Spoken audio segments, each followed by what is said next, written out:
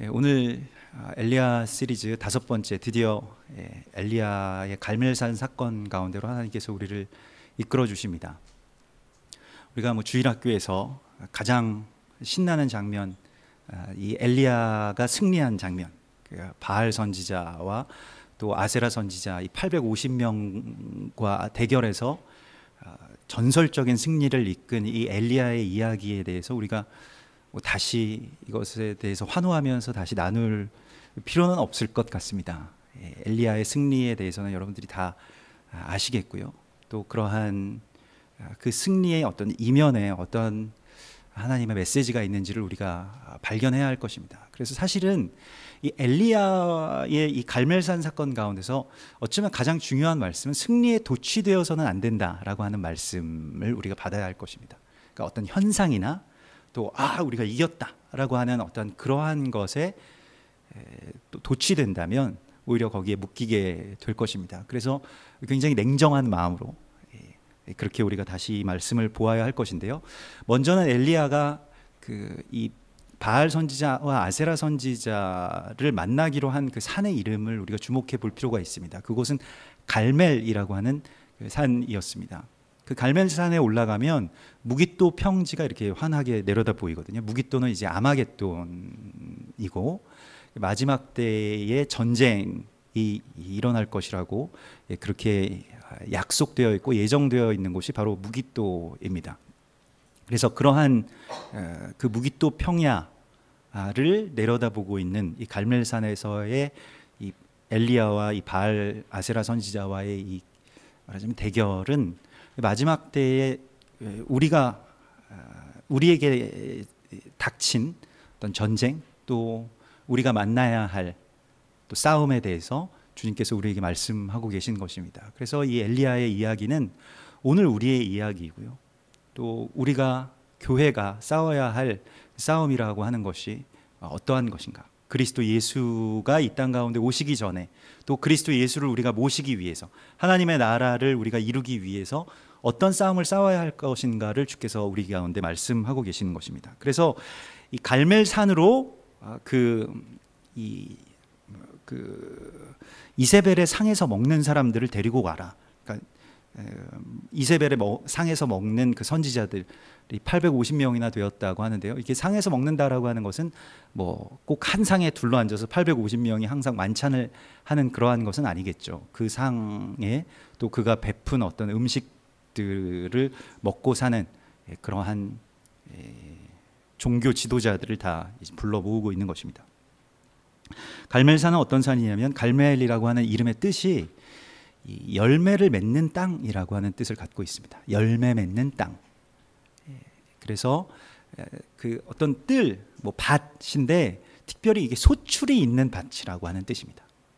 예수님께서 열매 맺는 땅에 대한 비유를 주셨죠. 그 씨 뿌리는 자의 비유 가운데서 어떤 땅이 열매를 맺고 30배, 60배, 100배의 결실을 하는가라고 하는 말씀을 우리 가운데 주셨는데 오늘 이 갈멜산의 어떤 이 비밀과 연결되어 있습니다. 그래서 그 비유하신 말씀에서 그 좋은 땅의 비밀에 대하여서 이게 무엇을 이렇게 첨가하거나 뺄 것 없이 그냥 그 비유로서도 완벽한 우리에게 주시는 어떤 메시지가 있습니다만은 중요한 것은 이것입니다.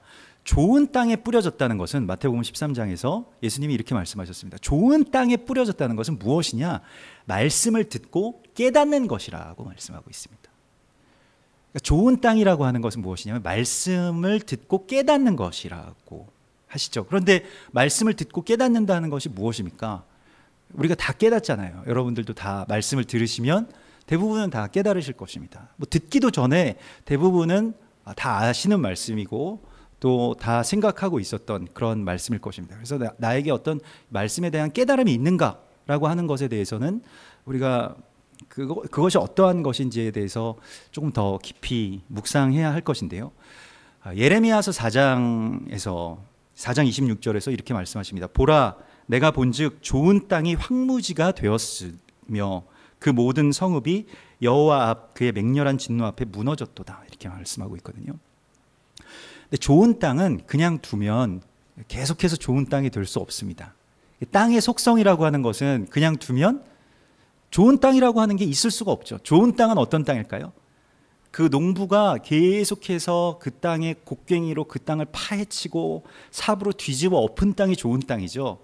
아무리 좋은 땅이라고 할지라도, 아무리 기름진 땅이라고 할지라도 얼마 안 있으면 메말라 버리거나 아니면 온갖 잡초들로 뒤덮여 버리게 될 것입니다. 가시덤불이나 또는 뭐 돌짝밭이 되거나 굳은 땅이 되어버릴 것입니다. 아무리 씨가 떨어져도 자랄 수 없는 땅이 되는 것입니다. 그게 그냥 땅의 속성이에요. 그게 그냥 우리의 속성입니다. 땅으로부터 온 인간의 속성입니다. 그냥 두면 그렇게 되게 되어 있습니다. 그냥 지내면 우리는 반드시 바알과 아세라를 섬기게 되어 있습니다.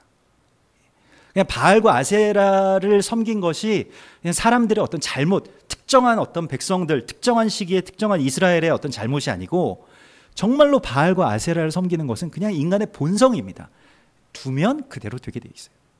가르치지 않아도 됩니다.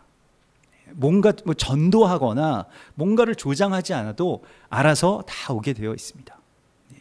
우리 아이들도 보면요, 뭘 가르치지 않아도 안 좋은 것들은요 어느새 다 알고 있어요. 그래서 인간은 정말 이렇게 타고났구나. 안 좋은 것들, 뭐 게임에 대해서 제가 한 번도 가르친 적이 없는데 어느새 우리 아이가 제 핸드폰을 잡고 게임을 하고 있습니다. 콜라, 컵라면 이런 것들에 대해서 한 번도 그것을 먹으라고 한 적이 없는데도 불구하고 이제는 너도 컵라면 알 때가 됐잖아, 컵라면 먹어야지, 이렇게 하지 않았는데도 불구하고 아이가 어느새 컵라면을 편의점에서 컵라면을 뚜껑을 따고 있더라고요. 그래서 이건 정말 본성이구나, 그냥 몸이 이것을 원하는 거구나, 자기 냄새를 맡는 어떤 것처럼 그렇게 가서 그것을 먹고 있는 것을 보고 깜짝 놀랐는데, 좋은 땅이 된다라고 하는 것은요 주인이 자주 찾는 땅입니다. 주인이 자주 가서 그 땅을 계속 파헤치고 곡괭이질을 하고 뒤집어 엎고 잡초가 하나 난 거 있으면 뽑아준 땅이 좋은 땅이지, 땅 자체는 좋은 땅이라고 하는 것이 사실은 없어요. 물론 조금 쉬운 땅, 주인이 기경하기에 쉬운 땅이 있고 뭐 쉽지 않은 땅이 있겠습니다만은 대부분의 모든 땅들은 다 안 좋은 땅이 되고 맙니다. 그래서 자주 그리고 계속해서 주님 앞에 우리를 내어 보이고 나의 삶을 주님께 내어 맡기지 않으면 좋은 땅에서의 결실이 있을 수가 없습니다. 그래서 하나님께서 오늘 이 엘리야의 이야기를 통해서 우리 가운데 주시는 말씀은, 이스라엘이라고 하는 것은, 가나안이라고 하는 것은, 하나님 나라의 백성이라고 하는 것은 사실은 말씀을 맡은 자들, 말씀의 씨가 뿌려진 자들인데 그 생명에서 열매를 너희가 맺기를 원한다. 그래서 다시 열매 맺는 땅으로 내가 회복시켜 주시겠다고 하는 하나님의 의지와 약속이 이 갈멜이라고 하는 그 지명 가운데 담겨져 있는 것입니다. 아무 산으로나 오라고 하는 게 아니에요. 그래서 우리가 뒤집어져야 하나님의 나라를 볼 수 있습니다. 뒤집어져야 보이는 거예요. 땅을 뒤엎어야 그 땅에 하나님의 말씀이 그렇게 스며들 수가 있게 되는 것이죠. 우리의 어떤 왜곡된 시각으로는, 우리의 굳은 마음으로는 전혀 보이지가 않게 되는 것입니다. 사실은 다시 씨 뿌리는 자의 비유로 돌아가서 마태복음 13장에서 왜 그러면 땅들이 이렇게 안 좋게 된, 가시 덤불과 이런 돌짝밭이 되고 굳은 땅이 되어버렸는가라고 하는 것에 대해서 예수님께서 아주 정확하게 말씀하십니다. 어떻게 말씀하시냐면, 이 땅이 이렇게 되고 열매를 맺지 못하게 되고 이 갈멜이 되지 못한 이유, 이스라엘과 그리고 사람들이 그렇게 된 이유가 무엇인지 아십니까?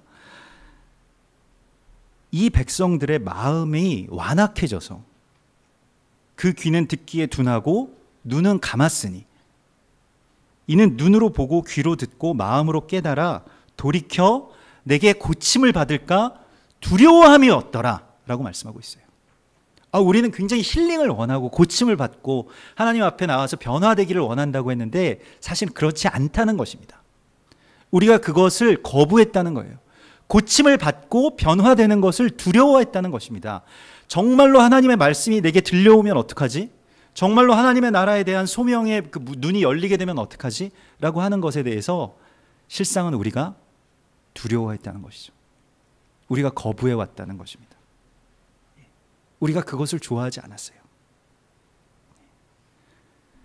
그래서 하나님의 나라로 들어갈 때에 정말로 하나님께서 우리 가운데 원하시는 것은 이 눈이 열리게 되는 것인데, 이것은 하나님의 말씀이 내 안에서 깨달아지고, 그리고 말씀을 내가 듣고 순종할 수 있게 되는 것입니다. 그런데 우리는 그것에 대한 두려움이 있어요. 그렇게 하고 싶지가 않은 것입니다. 왜곡된 시각으로, 그래서 애써 말씀들이 우리 가운데 이렇게 씨앗처럼 뿌려져도 그것을 우리가 거부하는 것이죠. 육체적으로나 또 영적으로나 마음으로나 다 그것을 이제껏 거부하고 살아왔다는 것입니다. 그래서 예배라고 하는 이 아바드라고 하는 말은 경작하다라고 하는 뜻이 있잖아요. 땅을 뒤엎는 것입니다. 우리의 마음을 뒤집어 엎는 것입니다. 오늘 이 예배 가운데 이러한 마음이 뒤집어지는 역사가 일어나기를 소망합니다. 여러분, 그 소망을 가지고 계셔야 합니다. 이 경작에 대한, 주님 내게 오셔서 나의 마음을 뒤집어 주세요 라고 하는 그 고백을 주님 앞에 드려야 합니다. 내가 뒤집을 수 없어요. 나의 의지로 많이 해보시지 않았습니까? 많이 결단도 해보고요, 결심도 해보고요, 끊을 것도 많이 끊어봤는데 다시 어느새 그걸 찾고 있잖아요. 우리가 새해에 소망했던 것들, 금연, 금주, 다이어트, 여러 가지 것들, 그러한 자기 결단이라고 하는 게 얼마나 시효가 짧은지, 또 얼마나 허상인지를 우리가 지금은 별로 기억도 되지 않아서 크게 마음도 아프지 않습니다. 그냥 그런가 보다, 원래 그런 거였구나 라고 그냥 생각을 할 뿐이죠. 원래 그런 겁니다. 다 그런 거예요. 다 그렇게 우리가 살고 있지 않습니까? 그러나 땅을 뒤집어 엎어서 주님께서 말씀을 깨닫게 해주셔야만 깨달을 수 있는 것이고요. 그런데 일반적으로 스스로 이렇게 겸손하게 하나님의 말씀을 듣고 내가 이 말씀대로 살아야지 라고 하고 깨닫고 그대로 순종하는 사람은 없습니다. 거의 없는 것 같아요. 실제로 있는 분들이 간혹 있으실지는 몰라도 대부분은 정말로 주인이 오셔서 우리의 삶에 개입하셔서 곡괭이로 찍어서 파헤치고 뒤집어 엎으셔야만이 겨우겨우 말씀을 받아들일 수 있는 상태로 변화되는 것이죠. 실은 우리는 그 상태로 가기가 너무 싫은 거죠. 그냥 나 좀 내버려 두세요. 내 삶 가운데 오셔서 곡괭이 대지 마세요. 실제로 이걸 원하시는 분들이 어디 있을까요? 그렇게 내가 무너지고 뒤집어지고 파헤쳐지는 것을 원하시는 분들이 어디 있느냐는 거죠. 그냥 몸과 마음이 그냥 그대로 이렇게 그냥 그대로 가기를 원하는 것이지, 우리가 겸손하게 다시 주의 말씀을 받을 수 있는 상태가 된다? 말은 쉽지만 실제로 당하는 입장에서는 쉽지가 않은 것이죠. 게다가 이러한 기경은 때가 되면 또 해야 되는 거죠. 아니 작년에 하셨잖아요. 작년에 내가 당할 만큼 당했는데 또 올해 또 이걸 해야 되네. 또 다시 이걸 해야 됩니까? 이게 이제 졸업하면 안 될까요? 이건 졸업할 수 있는 게 아니고, 이게 뒤집어지고 이게 파헤쳐져야 하나님의 말씀이 우리 가운데 들어오는 것이기 때문에 또 계속해서 반복해서 주인이 오셔서 우리의 삶에 그러한 일들을 행하셔야 된다는 것이죠. 누가 이걸 원하겠습니까? 이걸 원하시는 분이 계신가요? 이것은 정말로 어려운 일들입니다. 우리가 정말로 거부하고 싶고요, 깨달아서 돌이켜 고침을 받을까 두렵습니다. 우리들은 삶이 파헤쳐지기가, 또 그거 파헤쳐지면 그 안에 더러운 것들, 또 온갖 수치감들, 이제껏 내가 그냥 나의 어떠한 좋은 모습으로 위장하면서 살아왔던 것들 다 드러나고, 그거 다 파헤쳐지고 다 제거되고 하는 것. 그래서 하나님이 내 인생에, 내가 하나님 나라의 역사에 서로 개입하게 되는 것이 사실은 싫은 것이죠. 우리가 지난번에도 개입에 대한 말씀을 나누었습니다만, 엘리야는 사실은 개입하는 하나님에게 자신의 삶을 맡겨드리고, 그래서 하나님의 역사 가운데 개입하게 된 한 사람의 이야기입니다. 우리가 오늘도 교회에 나와서 또 제단 가운데서 선포되는 말씀을 듣지만은 마음에 요만큼까지만 이게 내가 경작돼야 되겠다, 전부가 다 경작되면 안 되겠다라고 하는 생각들을 굳게 우리의 어떤 의식적으로나 무의식적으로나 가지고 있는 경향이 많이 있습니다.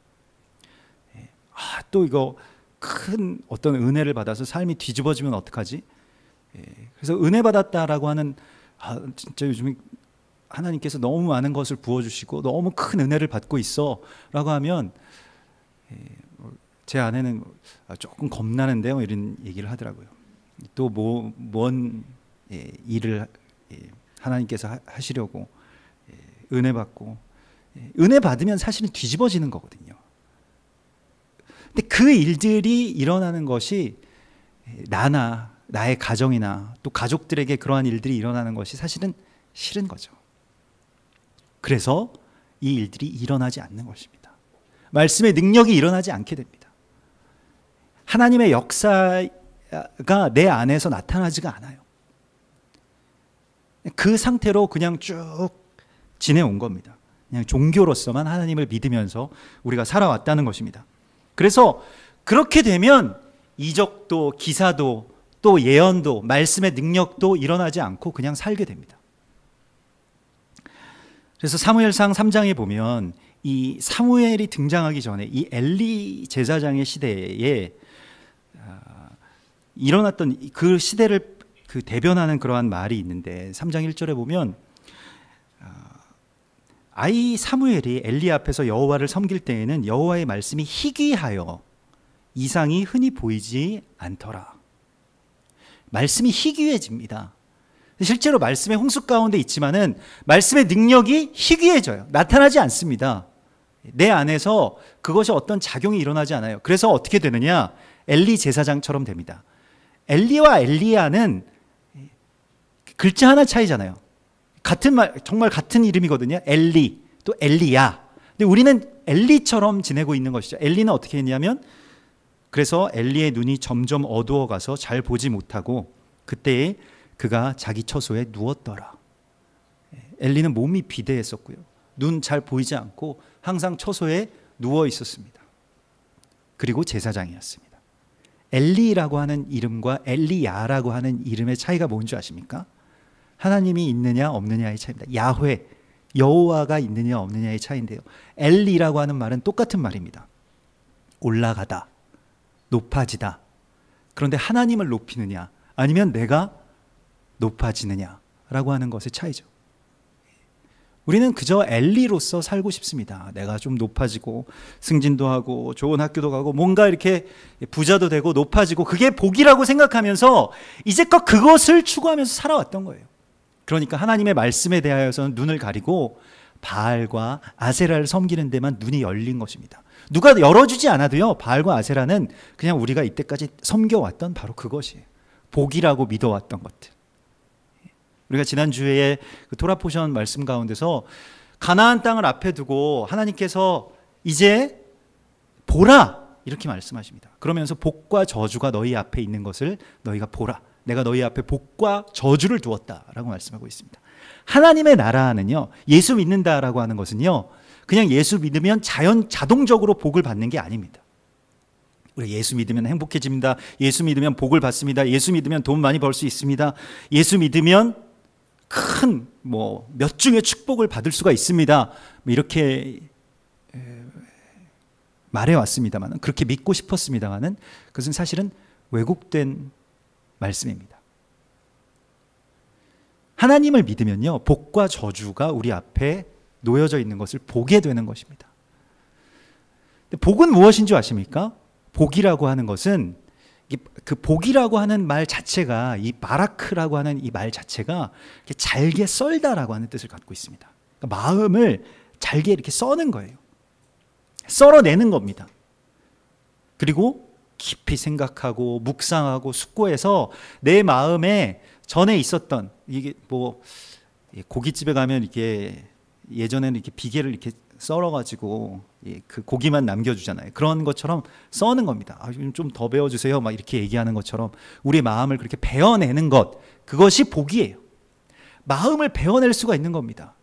내가 전에 이렇게 추구하던 것이 엘리의 이 뱃살에 붙은 디륵디륵 붙은 그 기름과 같은 것이었구나. 나의 눈을 어둡게 하는 것이었구나 하고 베어내고 싶어지는 거예요.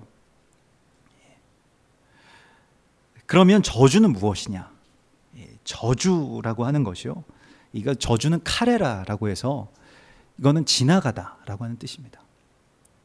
그냥 보지 않고 지나가는 거예요. 그냥 왔다 가는 겁니다. 그냥 참석한 데 의의를 두는 거예요. 여름이라서 지금도 막 이렇게 더운 데 있다가 막 지치고 막 이러다가 시원한 예배당에 들어오면 이제 졸립잖아요. 그래서 그냥 참석하는데 이번 주는 이 의의를 두자라고 해서 그냥 깊은 어떤 잠 가운데로 이렇게 이미 접어드신 분들도 있으십니다. 뭐 일어나라는 말씀은 제가 안 드립니다. 뭐 자다가 이제 나중에 어느 때가 되면 곡괭이가 들이닥치니까 크게 뭐 상관할 필요는 없어요. 그냥 자기 내버려 둬야 됩니다. 그럴 때는 그냥 두라. 예수님께서도 그렇게 말씀하시거든요. 괜히 거기서 막 건드려가지고 듣기 싫은데 괜히 깨워가지고 왜 조시냐고. 그래서 이렇게 세워가지고 말씀을 듣는다고 해서 들어지는 게 아니에요. 그래서 졸리신 분들은 그냥 주무셔도 됩니다. 나중에 그러나 이 말 한마디만 기억하십시오. 곡괭이가 들이닥친다. 그것만 꼭 기억하셔야 됩니다. 그래서 우리가 뭔가를 이렇게 가벼이 여기고 하나님의 나라의 그러한 어떤 언약들을 이렇게 가볍게 여기고 거기에 대해서 계속 눈을 감아왔던 거예요. 한 번, 두 번 지나쳐 왔습니다. 말씀이 이런 것이구나. 그리고 그냥 지나쳐요. 깨닫고 지나치고 깨닫고 지나치고 계속 지나쳐 오면 그 자체가 저주라는 것입니다. 그게 에발산에서의 저주예요. 엘리야가 될 것인가 엘리가 될 것인가 라고 하는 것을 주께서 우리 가운데 묻고 계신 것입니다. 그래서 결국에는 이 엘리와 같은 이 상태를 뒤집어 엎는 것이 엘리야의 혁명입니다. 뒤집어져야 뒤집을 수 있고요. 이 세상의 것들, 이 세상의 어떤 역사 가운데로 하나님께서 우리를 보내시기 위해서 또 생명을, 하나님의 말씀은 정말로 생명력이 있는데 그 생명력이 있는 말씀이 내 안에서 온전하게 결실할 수 있는 땅으로 바꾸시기 위해서 갈멜산으로 지금 우리를 부르시고 있는 것입니다. 그런데 우리의 상태는 어떨까요? 백성들 앞에서 엘리야가 이렇게 말하죠. 너희가 어느 때까지 이 두 사이에서 머뭇머뭇하려느냐. 바알이 하나님이면 바알을 쫓고 하나님이 여호와가 하나님이면 여호와를 쫓으라. 이렇게 말하는데 백성들이 아무 말도 대답하지 않았다라고 성경이 말씀하고 있습니다. 우리가 알아요. 이제는 우리가 여기까지 왔으면 어느 정도가 되는 것이냐면 이게 바알이구나. 이게 엘리야구나. 이게 여호와구나라고 하는 것을 우리가 알게 됩니다. 그래서 바알 선지자의 길을 쫓느냐 엘리야 선지자의 길을 걸어가느냐라고 하는 그 기로에 우리가 서 있는데 둘 다 가기가 쉽지가 않은 거예요. 예전에는 그냥 마음 편히 바알의 길로 그냥 쭉 발 뻗고 바알의 길에 가서 누웠는데 이게 바알이었구나 이게 아세라였구나 라고 하는 것을 우리가 말씀 가운데서 듣게 되면 또 그리로도 가기가 쉽지가 않게 되는 겁니다. 근데 그러면 여호와의 길로 완전하게 우리가 가야 되겠구나 라고 하는데 그것도 너무 쉽지가 않은 거예요. 나의 삶을 다 드리고 다 그리로 가기도 어려운 거예요. 그래서 이거 어떡하지? 이거 교회 잘못 찾은 거 아닌가? 여기 와가지고 말씀을 잔뜩 이렇게 들어놨는데 갈 수는 없고 그래서 조금만 기도해보고 우리 생각해보자 라고 하는 그 상태가 바로 갈멜산의 백성들의 상태이고 사실 우리들의 상태입니다. 라오디게아 교회처럼 차지도 덥지도 않은 거예요. 아예 예수 안 믿고 막 허랑방탕하게 살면 그건 그 나름대로 또 소망이 있습니다. 나중에 또 변화될 수 있는 어떤 가능성이 있잖아요. 자신들이 잘못하고 이렇게 살면 안 되는데라고 하는 생각은 하잖아요. 근데 여기 와서 이렇게 머뭇머뭇거리고 있으면 변화도 안 되고 그렇다고 안 변화도 안 되고 이상하게 그냥 여기에서 머뭇머뭇 미적지근한 상태로 그냥 있게 되어버리는 것입니다. 이게 갈멜산의 백성들, 이게 우리들의 모습인 것이죠. 이제 다시 어디 갈 수도 없어요. 다시 그냥 바알의 길로 그렇게 갈 수도 없어요. 알아버리게 되면. 정말 어려운 상태에 우리들이 있는 것을 우리가 알아야 됩니다. 왜 이렇게 되었는가라고 하는 것에 대해서 요한계시록 3장에서 이 라오디게아 교회에 대해서 이렇게 말씀합니다. 나는 부자라, 부요하여서 부족한 것이 없다. 그러니까 가난한 것에 대한 자각을 하지 못하고요.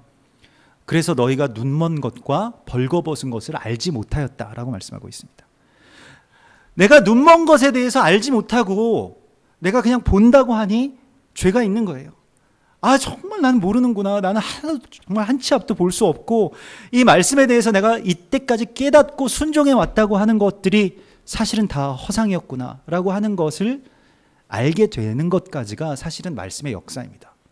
말씀은 우리가 얼마나 눈이 멀었는지를 알게 해주시고요. 내가 얼마나 수치스러운 존재인지 나의 그 벌거숭이 된 그 모습을 알게 해주시는 것입니다. 정말로 나는 비참한 존재구나. 나는 정말로 헛되게 살아왔구나. 일찍이 일어나고 늦게 누우며 수고의 떡을 이때까지 먹어왔는데 그게 헛된 것이었구나를 아는 것까지가 말씀이 우리 가운데 오셔서 우리를 기경해 주시는 그러한 일들입니다. 그리고 그 다음에 그래서 나는 완전히 죽게 되었습니다. 죽었습니다. 나는 끝입니다. 라고 하는 그 순간에 말씀이 생명이 되어서 우리 가운데서 역사하기 시작하는 것입니다. 부자라는 착각을 버리십시오. 눈을 뜨고 뭔가를 보고 판단하고 생각하고 있었던 것이 잘못되었다라고 하는 것에 대하여서 우리가 생각해야 됩니다. 왜 이렇게 되었나? 나는 어찌하다가 이렇게 되었는가라고 하는 그 절망감들 가운데로 들어가는 것이 말씀의 역사인 것입니다. 그래서 오늘 그러한 갈멜산 가운데서 주께서 우리를 기경하시기를 원하시는데 정말로 주님의 편에 완전하게 서기를 원하시는데 결국에는 그것이 무엇이냐면 우리가 듣기를 싫어했기 때문에 그런 일들이 벌어지고 있다는 거예요. 실제 내 마음을 바라보면 정말 이렇게 되면 안 되는데 라고 하는 그 마음이 내면 가운데 있었던 것이죠. 삶을 완전하게 뒤집어 엎기가 싫었던 것이 우리의 모습입니다. 그래서 오늘 바알과 아세라 선지자와 대결을 하게 되는데 바알과 아세라라고 하는 것은요, 이 바알이라고 하는 것은 이제 바알은 이제 태양신 아니겠습니까? 태양신은 언제나 있습니다. 그래서 이 태양신이라고 하는 것은 이 세상의 그 주권을 잡으려고 하고요. 그리고 높이 올라가려고 합니다. 피라미드의 가장 꼭지점에 있으려고 하는 게 태양신의 정체성이고요. 그래서 우리가 이 세상에서 높은 자리에 올라가자, 성공하자, 뭐 이 세상에서 권력을 잡자, 뭐 이러한 것, 그래서 많은 영향력을 미치자, 뭐 7대 영역을 우리가 교회가 정복해서 우리가 한번 이 세상을 그렇게 변화시켜 보자라고 하는 것이 다 사실은 그 바알 숭배와 깊은 관련이 있습니다. 그래서 일본의 천황도 태양신이고요. 저 북한의 그 김일성 정권의 그 영도 다 태양신의 영들입니다. 태양 궁전에 사시고요. 다 무슨 태양절에 그렇게 그 모든 일들을 그렇게 이루었고요. 교황도 태양신이고요. 다 이 세상의 모든 그러한 높은 자리에 오르려고 하는 그러한 모든 인물들은 다 태양신 정체성을 가지고 있습니다. 그리고 우리도 다 그런 태양처럼 그렇게 올라가서 가장 높은 곳에서 가장 밝게 빛나라라고 하는 것을 우리의 자녀들에게 주입하고 그렇게 오르게 하죠. 그래서 다 태워버리려고 하는 것이죠. 그게 바알 정체성이에요. 바알 숭배라고 하는 것이요, 딱히 바알이라고 하는 신을 숭배하는 게 아닌 것이거든요. 우리가 살아오는 양식 자체가, 성공하려고 사는 삶의 목적 자체가 바알 신앙인 것이죠. 그걸 복이라고 생각하면서 살아가는 것이죠. 그게 되지 못했음에 대하여서 내가 복이 없어서 그렇게 되지 못했다라고 생각하면서 산다는 것입니다. 아세라는 욕망이고요. 근데 그 둘이 한 쌍이입니다. 그래서 그 두 가지의 욕망들, 높이 올라가려고 하는 것과 소유하려고 하는 욕망들을 바알과 아세라라고 하는 것이 우리 가운데 보여주고 있고요. 그래서 이름을 바꾸고 옷을 갈아입으면서 어디에든 있습니다. 종교적인 어떤 신의 이름으로 있기도 하고요. 물질의 이름으로 있기도 하고요. 돈을 아니면 직분의 이름으로 있기도 합니다. 얼마나 교활하게 옷을 갈아입는지 알려져 있는 이 태양신의 이름만 해도 수백 가지는 넘을 겁니다. 그래서 그러한 것들을 섬기면서 살아왔던 우리들의 모습이 오늘 뒤집어져야 된다라고 주님께서 말씀하시는 것이죠. 그걸 볼 수 있어야 된다. 뭐가 복이었는지 또 뭐가 참된 저주인지를 알아야 된다라고 말씀하고 있는 것이죠. 그래서 얼마 전에 제가 그 오래전 그 친구를 만났는데 그 친구가 좀 이제 뭐 그 친구도 형편이 조금 어려운 친구였어요. 그래서 같이 만나서 뭐 이런저런 이야기를 하고 그래서 뭐 예전에 뭐 그런 이야기들을 하면서 편의점에서 그 친구가 저한테 음료수를 하나 사다가 주어서 이제 편의점 앞에서 음료수를 마시려고 이렇게 오래간만에 만나서 뭐 어디 들어가는 것보다 그렇게 그냥 이렇게 커피라도 하나 사다가 마시자. 그래서 편의점에 들어가서 이렇게 사왔거든요. 근데 그 친구가 저에게 조그만 요만한 종이 쪽지를 하나 주더라고요. 그래서 저는 영수증인 줄 알았어요. 그래서 나한테 영수증 청구하냐 이런 영수증을 봤는데 로또 복권이었습니다. 그래서 로또 복권 이렇게 번호가 이렇게 딱딱딱 써 있더라고요. 그래서 정말 진심으로 잘 간직해야 된다. 토요일까지. 네. 이거 얼마가 될지 모르는 거니까라고 하면서 저한테 이걸 딱 주더라고요. 그래서 내가 뭐 개척했는데 헌금도 못 하고 그래서 이게 혹시 하나님이 역사하시면 또 어떻게 될지 아냐. 그래서 교회 어려울 텐데 좀 써라.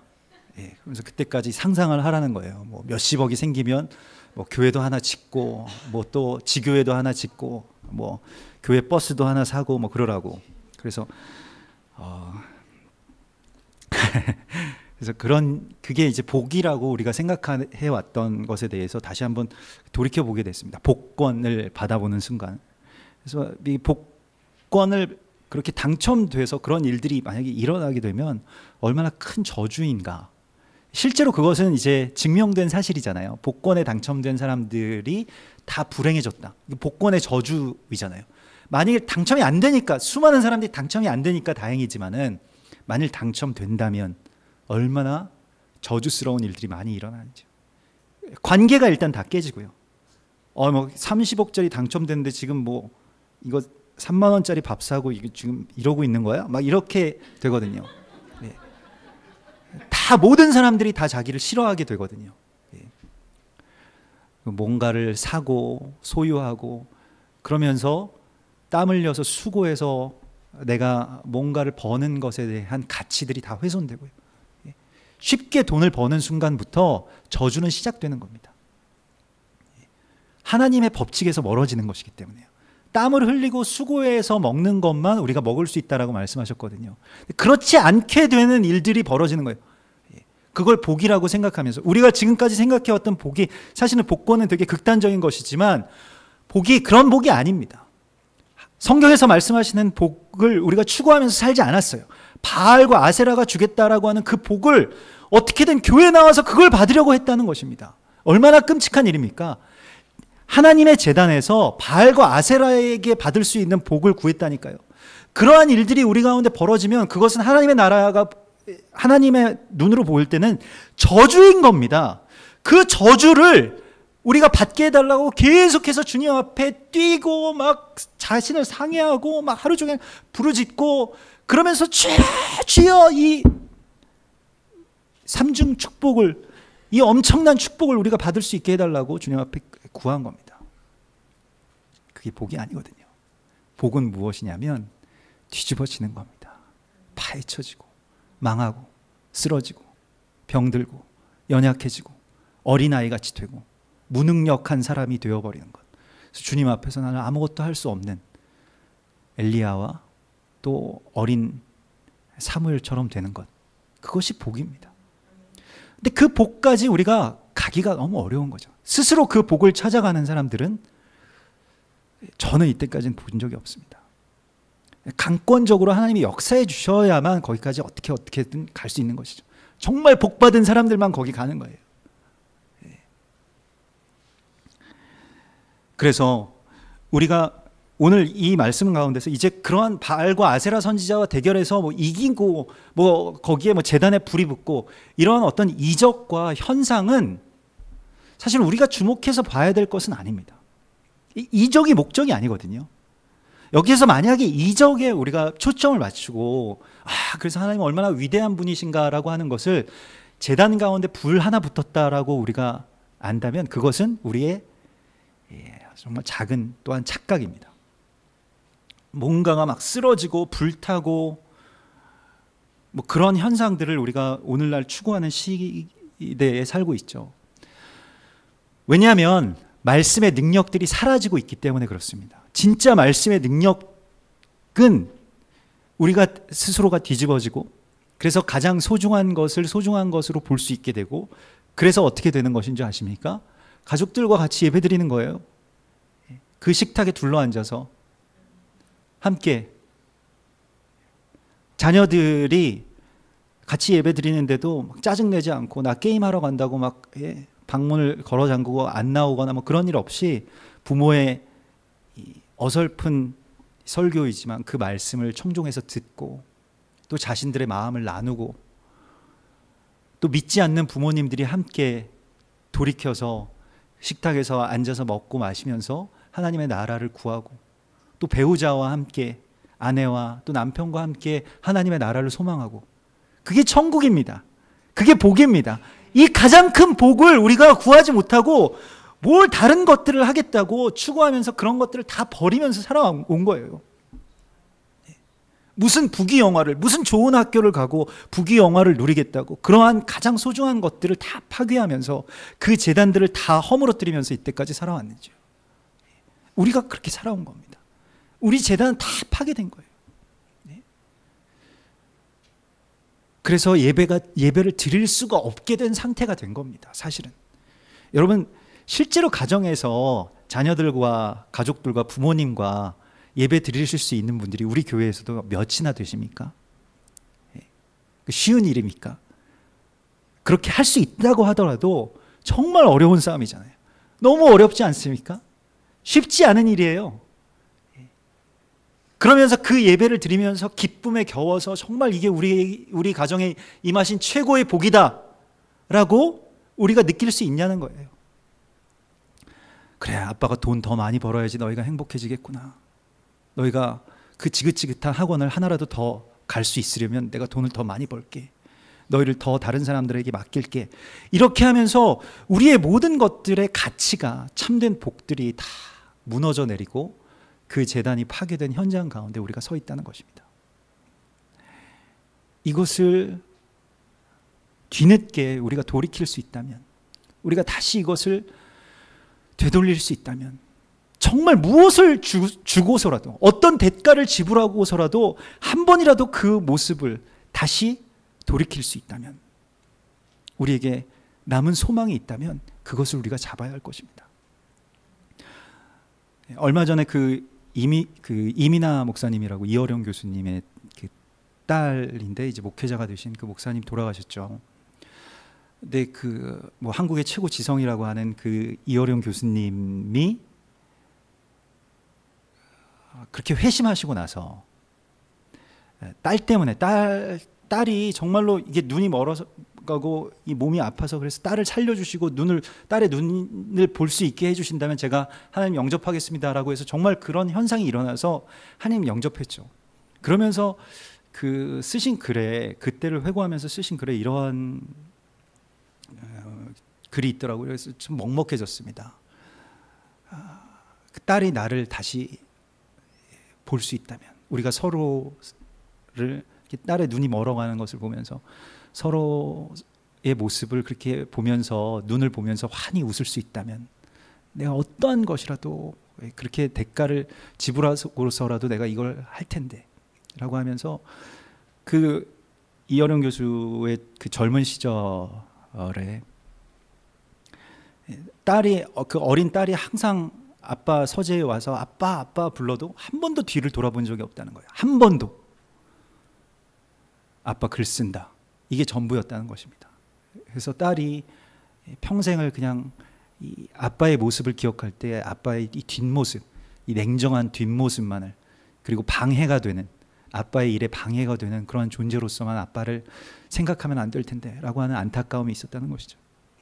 그래서 뭔 대단한 글을 쓰겠다고 내가 한 번도 거기서 뒤를 돌아서 보지 않았던가. 그 10초, 그 1분, 그 5분의 어떤 시간 가운데 그 딸을 보고 싶었던 그런 마음, 그리고 예전에 그렇게 보지 않았던 자신의 삶을 회한하는 그러한 그 글들을 읽고 많은 것들을 느끼게 됐습니다. 정말 소중한 것을 애써 보지 않으면서 지나쳐 오면서 살아왔구나라고 하는 것이죠. 바알과 아세라 선지자를 이기고 그 싸움에서 승리하는 것의 어떤 현상과 이적은 하나님께서 우리 가운데 주신 어떤 목적이 아닙니다. 근데 말씀의 능력이 사라지게 되면, 한계에 부딪히게 되면, 우리의 사역과 또 길의 어떤 능력의 한계에 부딪히게 되면 어떤 이런 현상을 추구하게 되죠. 사실은 이러한 현상들이 일어납니다. 병든 자들이 낫고요, 앉은뱅이가 일어서고요, 눈먼 자들이 다시 보게 되죠. 그러나 이것은 때에 관한 문제입니다. 능력에 관한 문제라기보다는, 그러니까 나의 능력, 내 안에 그런 능력이 있는데 누군가에게 내 능력을 쏘는 게 아니에요. 이 영적인 어떤 어벤져스가 탄생하는 순간이 아닙니다. 하나님의 어떤 때가 되었기 때문에 이 제단을 다시 회복시키고 제단 가운데 불이 임할 때가 되었기 때문에 이 일은 반드시 일어날 것이라고 하는 믿음이 오늘 엘리야에게 있는 겁니다. 내가 나의 능력으로 어떻게 물에 젖은 제단, 번제단을 태울 수 있습니까? 그렇게 할 수 없어요. 만일 그렇게 한다라고 한다면, 거기에 조금이라도 나의 능력이 섞였다라고 생각이 된다면 거기에서 우리는 넘어지는 겁니다. 엘리야는 다만 그 때를 알아차렸을 뿐입니다. 3년 동안을 그 고생을 하고 숨어 있었던 엘리야예요. 원래부터 자기가 자신이 있었으면 그냥 가서 다 뒤집어 버리면 그만입니다. 그런 거 없습니다. 그런 능력, 그래서 사람들을 쓰러뜨려서 어떻게 하겠다는 겁니까?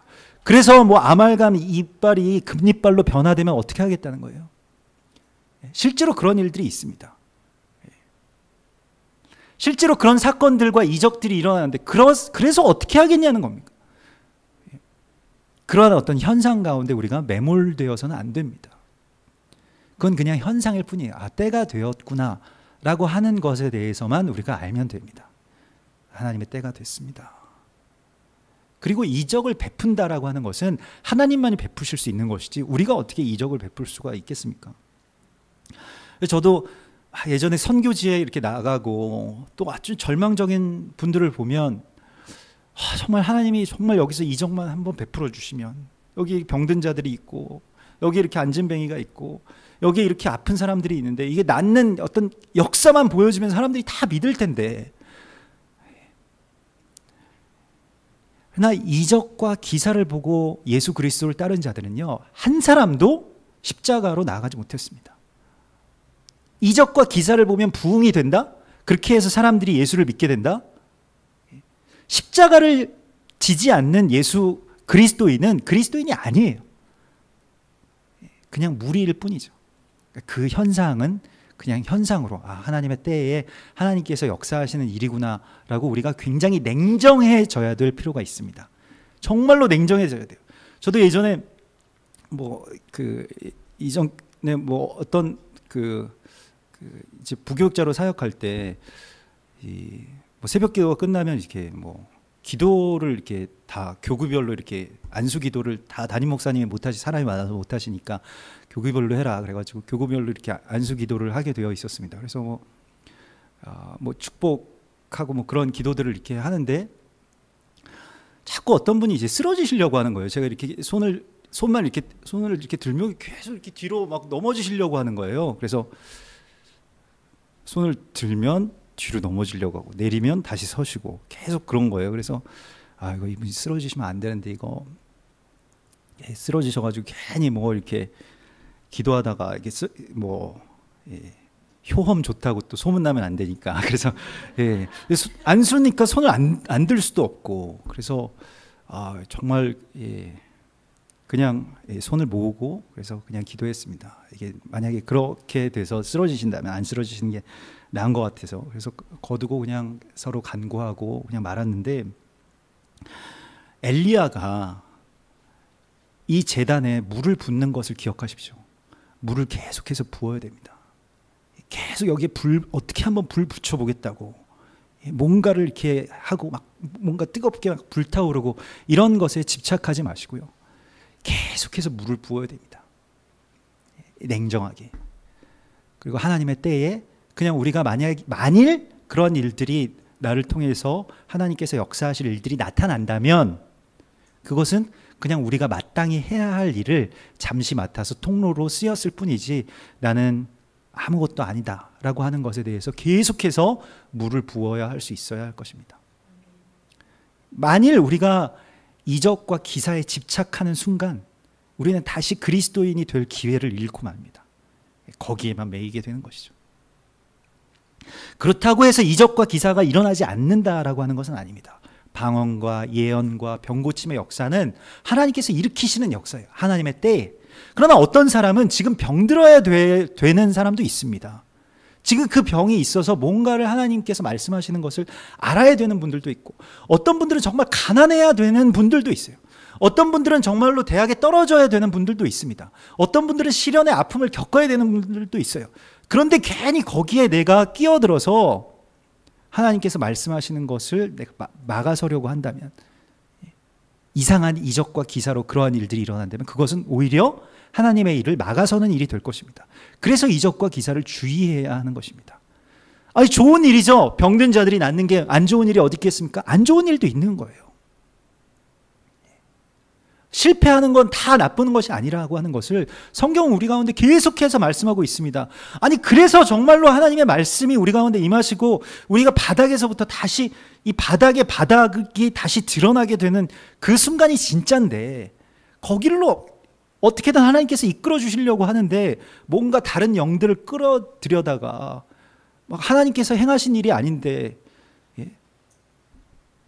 사실은 무슨 다른 영들이 계속 거기에 개입해서 그 일들을 좋게 메이크업을 하려고 한다면 거기에 대해서 굉장히 경계해야 할 것입니다. 물을 끼얹으세요. 하나님의 때에 불이 붙어야 한다면 반드시 붙을 것입니다. 그것을 조작하려고 하거나 무언가 그것을 구하려고 하는 것에 대해서는 우리가 경계해야 됩니다. 실제로 그런 일이 일어나요. 저도 예전에 어느 기도원을 갔는데 그 기도원은 안찰 기도원이었어요. 제가 잘못 들어간 거죠. 그냥 어디 계곡에 너무 좋은 기도원이 있더라고요. 그래서 이런 기도원이 있나 하고 그냥 들어갔어요. 그래서 기도하는데 막 다 때리고 있어요. 뭐든 하나씩 다 때리고 있는데 대부분은 옆에 사람을 때리고 있더라고요. 막 이렇게.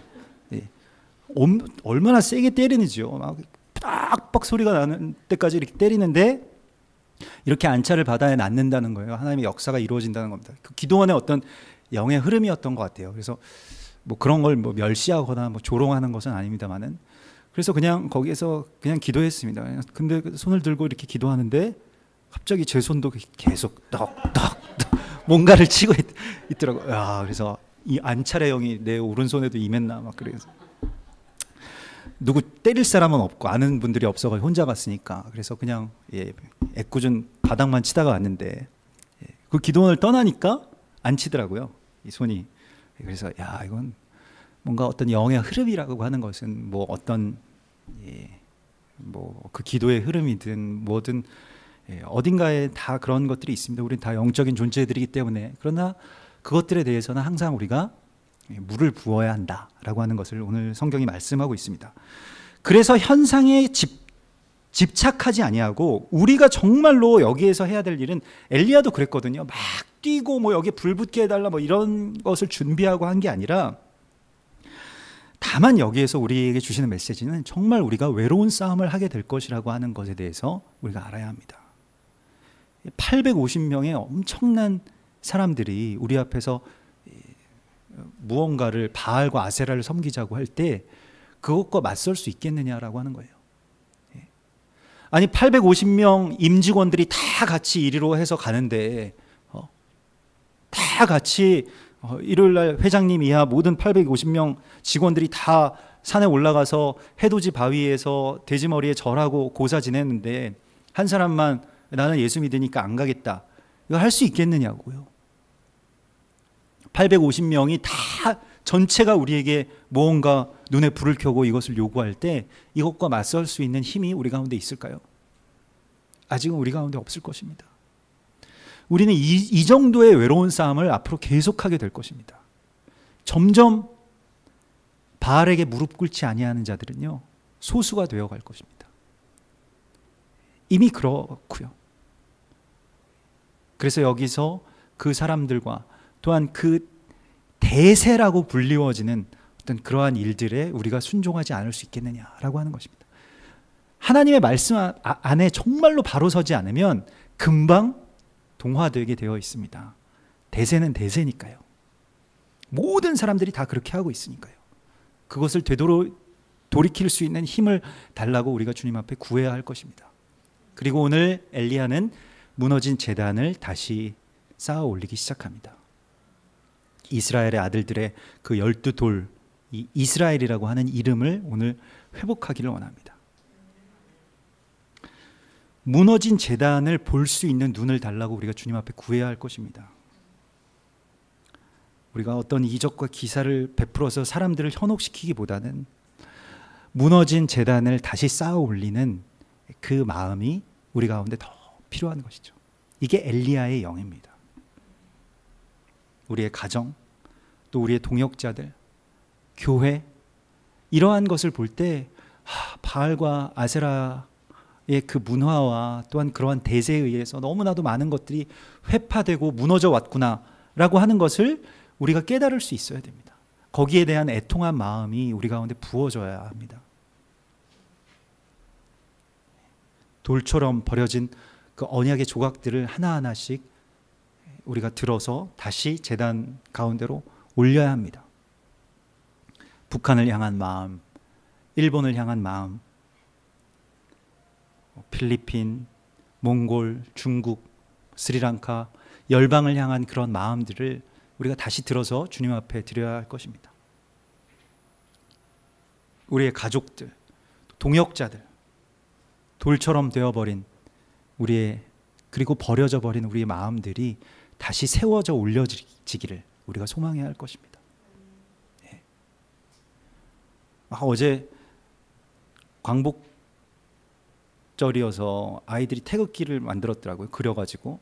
그래서 뭐 막대기다 붙이고 막 대한독립 만세 막 이렇게 놀더라고요. 우리 집 아이들이. 그래서 그런가 보다. 태극기 잘 그렸다 그랬는데 갑자기 우리가 일본 놈들 앞에서 이걸 부를 거야 막 이렇게 얘기하더라고요. 그래서 제가 정색을 하고, 우리가 일본 사람들과 같이 이거 외쳐야 돼. 일본 사람들이 우리랑 이걸 같이 외치는 거야. 우리가 같이, 독립은 같이 이루어지는 거야. 일본 놈들이 쓰러지고 우리가 일어서는 날이 아니야 라고 말했더니 또 아빠는 뭐 또 찬물 끼얹는다고 지금 한참 분위기 좋았는데 지금 뭔가 적이 있어야지 이길 거 아니냐 뭐 이런 논리인데, 일본을 무너뜨리는 것이 우리의 사명이 아니죠. 그들이 세워지는 것입니다. 그들도 이스라엘의 아들들이에요. 대적이 아닌 것입니다. 총리의 사과를 받아내고 사람들이 다 뉘우치고 우리 앞에 무릎 꿇으면 우리가 승리하고 독립한 것일까요? 그렇지 않습니다. 우리가 아직 용서하지 못했기 때문에 우리는 완전한 독립을 하는 것이 아니에요. 영적으로는, 또 감정적으로는 어떤 매임이 있습니다. 아니 뭐 그 사람들이 회개하든 회개하지 않든 뭐 사죄하든 사죄하지 않든 그게 무슨 상관이에요. 우리가 용서하면 그만이죠. 그래서 그들을 사랑하게 되면 언젠가는 그들의 회개하는 마음이 있지 않겠어요? 그게 더 먼저죠. 그게 독립입니다. 아직도 우리의 독립은 멀은 거예요. 감정적으로 묶여있는 한 독립되지 않은 겁니다.